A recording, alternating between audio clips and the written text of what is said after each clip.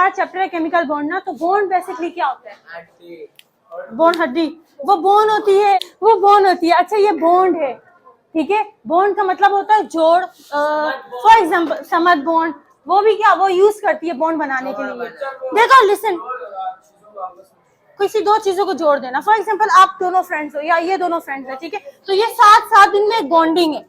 एक तो फिजिकली हम साथ बैठते हैं, ठीक है, जो फ्रेंड्स होते हैं वो साथ ही बैठे हुए होते हैं ज्यादातर। उसके अलावा हमारी इमोशनली एक बॉन्डिंग होती है ना, कि आप इमोशनली भी अटैच। फॉर एग्जाम्पल अगर आप में से कोई दो स्टूडेंट्स आए, कोई भी दो फ्रेंड्स आए, आ जाओ, ठीक है, ये एक बॉन्ड है, ये साथ हमेशा रहते हैं, तो इनके दरमियान एक बॉन्डिंग है। तो इनके दरमियान या तो फिजिकली भी बॉन्डिंग होगी एक, कि ये हमेशा साथ बैठते हैं, उसके अलावा इनमें एक इमोशनली भी एक बॉन्ड अटैचमेंट है ना, कि अगर मैं इन दोनों की फिजिकल बॉन्डिंग को तोड़ूं, मतलब कि ज़ेफा और ये ना, आप इस साइड पे आओ, यहाँ जाओ, ठीक है, फिजिकली सेपरेट किया, इसको और भी सेपरेट कर सकते हैं। मैं आपको बोलूँ सामने मैट्रिक क्लास में जाओ, जल्दी जल्दी जल्दी। अच्छा हाँ, मैंने कहा सुबह जॉगिंग भी की ना आपने। अच्छा, इन दोनों की हमने फिजिकल बॉन्ड को तोड़ दिया। फिजिकली तो ये साथ नहीं है, पहले साथ थे, अब सेपरेट हो गए, ठीक। अच्छा, इसका ये मतलब नहीं कि फिजिकली बॉन्ड को तोड़ना तो बहुत आसान है। इमोशनली मैंने इनको ब्रेक कर दिया, अब ये दोनों फ्रेंड्स नहीं है, क्या इनकी दोस्ती खत्म हो गई?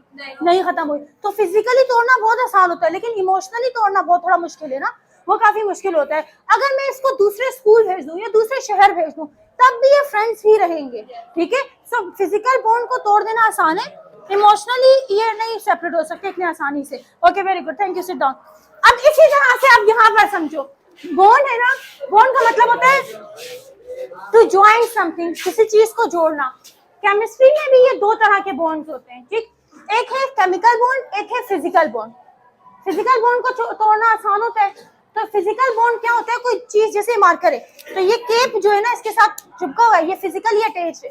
इसको अगर मैं मैकेनिकल फोर्स लगाऊं तो ये सेपरेट हो गया। तो फिजिकल बॉन्ड को तोड़ना आसान होता है, जिससे आपने कहा यूएचयू या समर बॉन्ड, इससे हम किसी चीज को जोड़ देते हैं, तो वो सारे के सारे फिजिकल बॉन्ड्स हैं, ठीक है। या फिर नट और बोल्ट, नट लगा के किसी चीज को जोड़ देते हैं, तो वो सब के सब फिजिकल बॉन्ड्स हैं, ठीक। इनको तोड़ना आसान होता है, ये वीक होते हैं, ठीक। जबकि केमिकल बॉन्ड्स जो है ना, उनको तोड़ना थोड़ा मुश्किल होता है। ये जो है स्ट्रॉन्ग बॉन्ड्स होते हैं, स्ट्रॉन्ग होते हैं। अब फॉर एग्जांपल, अब केमिकल बॉन्ड की हम एग्जांपल दे रहे हैं, पानी है, ठीक है, पानी को उठा के दीवार पे पटको, जमीन पे मारो, लाते मारो, मुक्के मारो, कुछ भी करो, वो टूट जाएगा? H अलग और O अलग हो जाएगा? नहीं होगा, वो पानी ही रहेगा, भले आप कुछ भी कर लो उसके साथ। सो केमिकल बॉन्ड की भी यही मिसाल है कि केमिकल बॉन्ड इतने आसानी से सेपरेट नहीं होते। तो दो तरह के बॉन्ड्स हैं, क्लियर हुआ, ठीक। अब केमिकल बॉन्ड कौन से बॉन्ड्स होते हैं, ये तो हमने पढ़ लिया कि सेपरेट इजीली नहीं हो जाते। केमिकल बॉन्ड कौन से होते हैं? The force which holds atom and molecules together.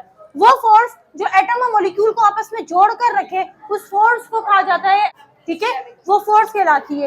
It is stronger than physical bond, ये जो है स्ट्रॉन्ग होते हैं फिजिकल बॉन्ड से।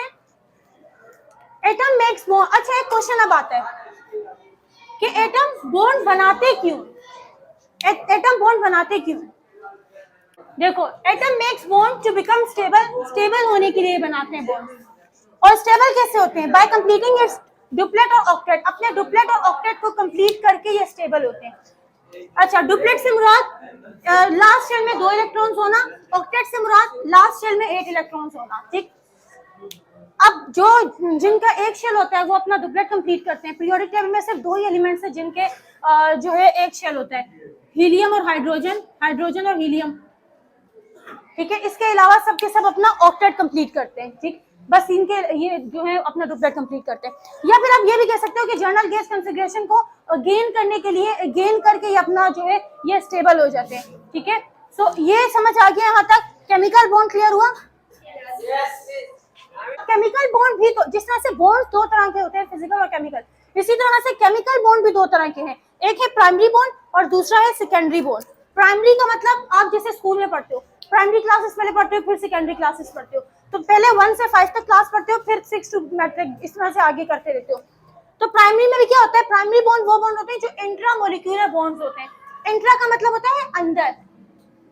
सेकेंडरी बॉन्ड्स को हम कहते हैं इंटर मोलिक्यूलर फोर्स। इंटर का मतलब होता है बाहर। अब इनमें क्या फर्क है? इंट्रा मोलिक्यूलर फोर्स से मुराद it holds atom together to form molecule. Atom को एटम से जोड़ने की ताकत ना प्राइमरी बॉन्ड कहलाती है, यानी कि इंट्रामोलिकुलर फोर्स से दो एटम आपस में मिल रहे हैं, एक एटम को दूसरे एटम से जोड़ने की ताकत क्या कहलाएगी? इंट्रामोलिकुलर फोर्स, ये इंट्रामोलिकुलर बॉन्ड कहलाएगा। फॉर एग्जांपल ये है H, O है, ये H है, ये जैसे यहाँ मैंने एग्जांपल में किया हुआ है, हाइड्रोजन है, ऑक्सीजन है और हाइड्रोजन है। दो हाइड्रोजन और एक ऑक्सीजन मिलकर क्या बनाते हैं? वाटर, एक मॉलिक्यूल बनाते हैं। ये यहाँ पर हाइड्रोजन क्या है? एटम है। यहाँ पर ऑक्सीजन क्या है? एटम है, ये एटम है। तो एटम्स आपस में जो जिस बॉन्ड के जरिए जुड़े हुए, ये जिस बॉन्ड के जरिए जुड़े हुए, उस बॉन्ड को कहा जाता है इंट्रामोलिक्यूलर बॉन्ड। ठीक, एटम को एटम से जोड़ने की ताकत कहलाती है इंट्रामोलिक्यूलर बॉन्ड, जबकि देखो एटम जुड़कर क्या बनते हैं? मॉलिक्यूल बनते हैं। अब मॉलिक्यूल को मॉलिक्यूल से जोड़ने की ताकत क्या कहलाती है? Intermolecular force. अब ये पानी बन गया ना, इट होल्ड्स मॉलिक्यूल्स टुगेदर, ये क्या करता है? मॉलिक्यूल्स को जोड़ता है। मॉलिक्यूल से मुराद एक गिलास पानी है आपके पास, ठीक है। अब एक गिलास पानी के अंदर सिर्फ एक ड्रॉप पानी तो नहीं होगा, या एक मोल जो है एक मॉलिक्यूल वाटर तो नहीं होगा पानी का। There will be millions and billions and trillions of molecule ना present in one glass of water. एक गिलास पानी में बहुत सारे मॉलिक्यूल्स होंगे वाटर के। सो इस एक मॉलिक्यूल को इस मॉलिक्यूल से जोड़ने वाली ताकत क्या कहलाएगी? Intermolecular force. एटम को एटम से जोड़ेंगे तो वो क्या होगी? इंटरमोलिक्यूलर फोर्स, ठीक है। और जब एक कंप्लीट मॉलिक्यूल बन जाएगा, फिर मॉलिक्यूल को मॉलिक्यूल से जोड़ने की ताकत क्या कहलाएगी? Intermolecular force. तो प्राइमरी बॉन्ड और सेकेंडरी बॉन्ड क्लियर हुआ। फिर इसके बाद एक और चीज है कि भाई जिस तरह से बॉन्ड दो तरह के थे, केमिकल और प्राइमरी बॉन्ड, केमिकल बॉन्ड और फिजिकल बॉन्ड, इसी तरह फिर केमिकल बॉन्ड कितनी टाइप के थे? दो तरह के थे, प्राइमरी बॉन्ड और सेकेंडरी बॉन्ड। फिर प्राइमरी बॉन्ड यानी कि एटम को एटम से जोड़ने के भी तीन तरीके हैं। सेकेंडरी बॉन्ड यानी कि मॉलिक्यूल को मॉलिक्यूल से जोड़ने के भी तीन तरीके हैं। एटम से जोड़ने के तीन तरीके हैं। एक होता है आयनिक बॉन्ड, सेकंड है कोवलेंट बॉन्ड, थर्ड है कोऑर्डिनेट कोवलेंट बॉन्ड। अब हम इनको पढ़ेंगे कि ये क्या है, आयनिक बॉन्ड क्या होते हैं, कोवलेंट बॉन्ड क्या होते हैं, अब कोऑर्डिनेट कोवलेंट बॉन्ड क्या होते हैं। डायरेक्ट हमने इसलिए टॉपिक स्टार्ट नहीं किया ताकि हमें पता चले बेसिकली आयनिक बॉन्ड है क्या। ये क्लियर हुआ? आयनिक बॉन्ड या कोवलेंट बॉन्ड या कोऑर्डिनेट कोवलेंट बॉन्ड क्या है? प्राइमरी बॉन्ड की टाइप है, ठीक है। और प्राइमरी बॉन्ड खुद क्या है? एटम को एटम से जोड़ने की ताकत, ठीक। और प्राइमरी बॉन्ड क्या है? केमिकल बॉन्ड है या फिजिकल बॉन्ड है? केमिकल बॉन्ड है। तो यहाँ तक क्लियर हुआ? क्लियर हुआ? ओके। अब आयनिक बॉन्ड को अगर हम पढ़ेंगे तो आयनिक बॉन्ड का एक और नाम भी है, इलेक्ट्रोवैलेंट बॉन्ड भी कहते हैं, आयनिक बॉन्ड को ही कहते हैं, ठीक है। आयनिक बॉन्ड कौन सी बॉन्ड होती है? बेसिकली ये क्या थी? प्राइमरी बॉन्ड की टाइप थी। प्राइमरी बॉन्ड में हमने क्या पढ़ा था कि एटम को एटम से जोड़ने की पावर, ठीक है, कि एटम एटम से जब जुड़ता है तो तीन मेथड्स होते हैं, तो उनमें से पहला मेथड ये है। आयनिक बॉन्ड में होता क्या है? ये जो है मेटल और नॉन मेटल के दरमियान होती है। मेटल इलेक्ट्रॉन लूज करते हैं, नॉन मेटल इलेक्ट्रॉन को गेन करते हैं। ये इस तरह से आप इसको समझ सकते हो कि अगर आपका आज कोई टेस्ट है, लेट्स सपोज कोई टेस्ट है आपका और आपके पास फुल स्केप शीट नहीं है, ठीक। अब हफ्ते के बाद फुल स्केप शीट नहीं है, तो हफ्ते के बराबर वाली जो है जवेरिया, इनके पास दो शीट्स हैं, हफ्ते के पास एक भी नहीं है, तो जवेरी के पास एक एक्स्ट्रा शीट है, जवेरी हफ्ते को दे देंगे और हफ्ते का काम भी हो जाएगा। इस तरह दोनों का काम पूरा हो जाएगा। तो जो इसी तरह से क्या होता है, मेटल्स के पास मेटल इलेक्ट्रॉन लूज करते हैं, नॉन मेटल इलेक्ट्रॉन गेन करते हैं। तो इलेक्ट्रॉन को लूज करना और ये इलेक्ट्रॉन को गेन करता है, तो इसी को कहा जाता है आयनिक बॉन्ड, ठीक। यानी कि कंप्लीट ट्रांसफर ऑफ इलेक्ट्रॉन, ठीक है, इसको हम ये कह सकते हैं। अगर हम मेटल की बात करें बेटा, मेटल कोई सा भी ले लो, लेट्स सपोज हमने सोडियम ले लिया, ठीक है, Na। अब हमने पढ़ा था सोडियम के पास कितने इलेक्ट्रॉन्स होते हैं? 11 इलेक्ट्रॉन्स होते हैं। जरूरी नहीं आप शेल बनाओ पूरा का पूरा, आप इस तरह डायरेक्ट भी कर सकते हो। फर्स्ट शेल में 2 इलेक्ट्रॉन्स आ जाएंगे, सेकंड में कितने थे? 8, और कितने बचे? 1 रिमेनिंग था, तो वो 1 आ गया, ठीक। अब इसको एटम को आयन बनाना है, इसको अपने इससे स्टेबल होना है, ठीक है, ऑक्टेट कंप्लीट करना है। तो ये क्या करेगा? एक इलेक्ट्रॉन लूज कर देगा। तो सोडियम ने एक इलेक्ट्रॉन लूज किया, ठीक है, और इसने एक इलेक्ट्रॉन लूज कर दिया। जब इसने इलेक्ट्रॉन लूज किया, ये आयन बना, तो अब इसके पास क्या होगी? इसकी इलेक्ट्रॉनिक कॉन्फ़िगरेशन क्या हो जाएगी? 2 8 ये हो जाएगी। पहले शेल में 2 इलेक्ट्रॉन, दूसरे शेल में 8, क्योंकि इसके पास अब 10 इलेक्ट्रॉन्स हैं। अब यहाँ पर अगर हम बात करें क्लोरीन की, क्लोरीन के पास कितने इलेक्ट्रॉन्स थे? 17। पहले में 2, दूसरे में 8 और थर्ड में 7। इसका भी ऑक्टेट कंप्लीट नहीं है, इसे एक इलेक्ट्रॉन चाहिए, ठीक है, स्टेबल होने के लिए। तो ये जो सोडियम ने एक इलेक्ट्रॉन लूज किया था, ये क्लोरीन इलेक्ट्रॉन ले लेगा, ठीक। क्लोरीन ने ये इलेक्ट्रॉन लिया, ये गेन किया।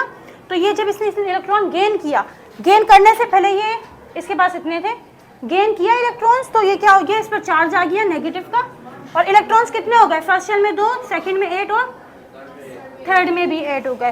तो ये समझ आया, ऑक्टेट कंप्लीट कर लिया। अब ये क्या बन जाएगा, Na प्लस और Cl माइनस। ये जो प्लस और माइनस है ना, ये जो चार्ज है, इनके दरमियान फोर्स ऑफ अट्रैक्शन होती है, इसको कहा जाता है इलेक्ट्रोस्टैटिक फोर्स ऑफ अट्रैक्शन।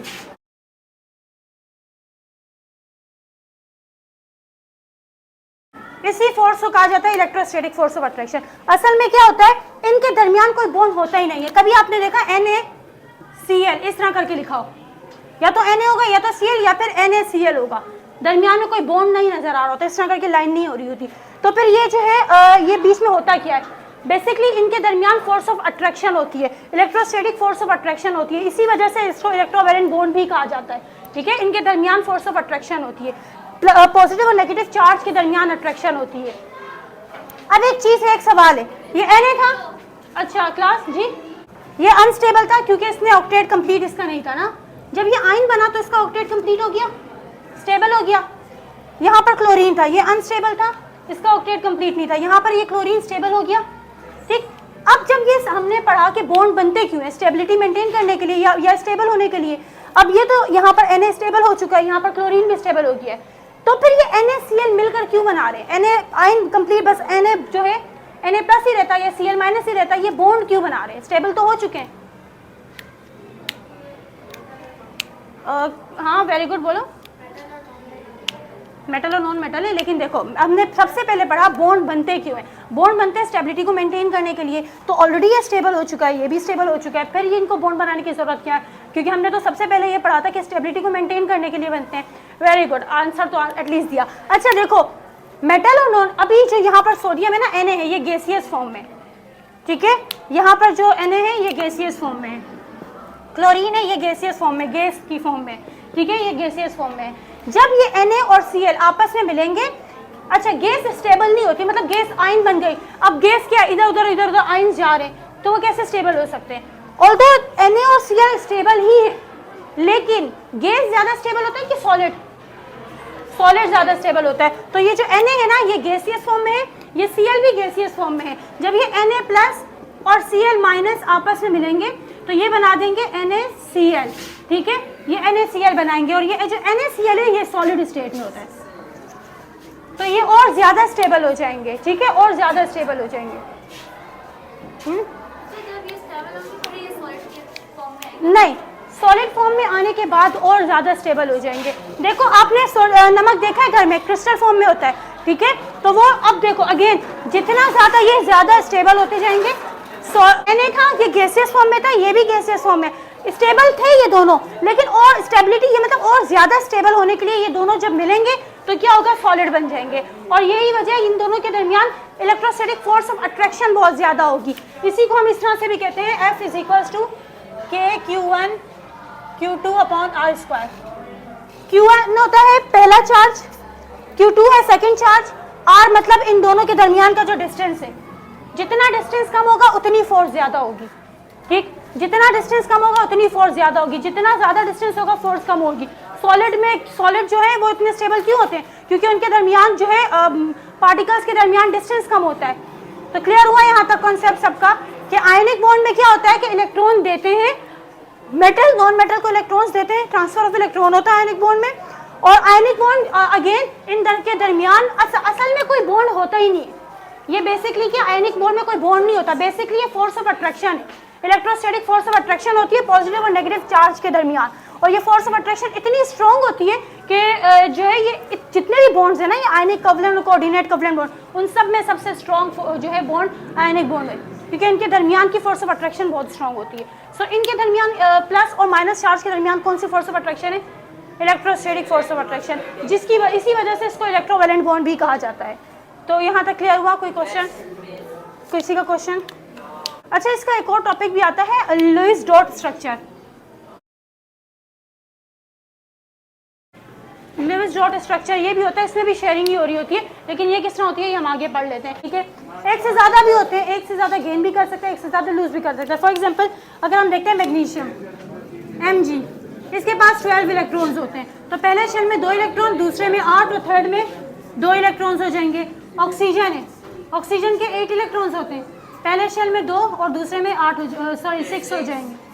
ठीक, तो इसको भी अपना ऑक्टेट कंप्लीट करना है, इसको भी अपना ऑक्टेट कंप्लीट करना है। तो अगर Mg है ये अपने 2 इलेक्ट्रॉन लूज कर देगा, ठीक है, तो ये क्या बन जाएगा Mg प्लस, कितने इलेक्ट्रॉन लूज किए, इसके पास 2 थे, इसने 2 इलेक्ट्रॉन लूज किए। इलेक्ट्रॉन लूज करने से पहले ये था 2 8 और 2, जब इसने इलेक्ट्रॉन 2 दे दिया, अब क्या इसके पास बचा, 2 और 8 हो गया। ऑक्सीजन था, ठीक है, इसके पास है 2 और 6, इसने 2 इलेक्ट्रॉन्स गेन किए, इसने लिए। मैग्नीशियम से 2 इलेक्ट्रॉन इसने ले लिए, 2 6 था, तो ये कितना हो जाएगा 2 6 8 कैसे हो गया भाई 2 8, ये वाली कैलकुलेशन पैसों में किया करो। 2 8 हो गया, ये क्लियर हुआ। तो एक से ज़्यादा भी हम कर सकते हैं। अच्छा, इसके बाद हमारा एक था कि लेविस डॉट स्ट्रक्चर क्या होता है। आपकी बुक में इतना ज़्यादा नहीं, आगे जाके पढ़ोगे, सिर्फ हम एक थोड़ा सा इंट्रो कर लेते हैं, ठीक है। लेविस डॉट स्ट्रक्चर क्या होता है बेसिकली,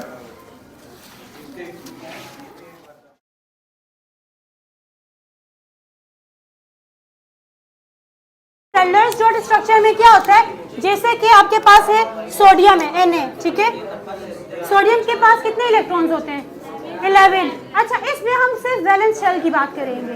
आखिरी शेल में कितने इलेक्ट्रॉन होते हैं 11 होते हैं, तो पहले में 2, दूसरे में 8 और थर्ड में 1, तो इसके पास 1 इलेक्ट्रॉन है, ठीक है। क्लोरीन है, इसके पास 17 इलेक्ट्रॉन्स होते हैं ना, तो इसकी भी वैलेंस शेल की बात करेंगे, पहले में 2, दूसरे में 8 और तीसरे में 7, तो क्लोरीन के पास 7 इलेक्ट्रॉन्स है, 1 2 3 4 5 6 7। सोडियम के पास 1 इलेक्ट्रॉन है, ठीक। इसको भी अपना ऑक्टेट कंप्लीट करना है, इसे भी ये अपना 1 इलेक्ट्रॉन लूज कर देगा, इसे दे देगा, तो ये बन जाएगा Na प्लस, आयन बन गया, ये Cl माइनस, ठीक है, आयन बन गया। इसने इलेक्ट्रॉन लूज किया, पहले इसके पास कितने इलेक्ट्रॉन थे 1 2 3 4 5 6 7 पहले से थे, 1 इलेक्ट्रॉन इसके पास सोडियम से आया, इसने कंप्लीट कर लिया अपना ऑक्टेट, इसका भी हो गया। ये क्रॉस जो मैंने प्लस जो मतलब इस तरह करके डाला है, इसका मतलब है कि इलेक्ट्रॉन इसने लिया है, 1 ही इलेक्ट्रॉन है, लेकिन ये सोडियम से इसके पास आए। तो यहाँ तक क्लियर हुआ, यही चीज़ होती है लेविस डॉट स्ट्रक्चर में। जो आप पूरा शेल बनाकर लिख रहे होते हैं ना, 2 इलेक्ट्रॉन्स हैं 8 इलेक्ट्रॉन्स हैं, ये डायरेक्ट किस तरह से करके कर देते हैं। और भी यहाँ पे भी वही रहा है, इलेक्ट्रॉन लूज कर रहा है, ये इलेक्ट्रॉन गेन कर रहा है। यहाँ तक क्लियर हुआ।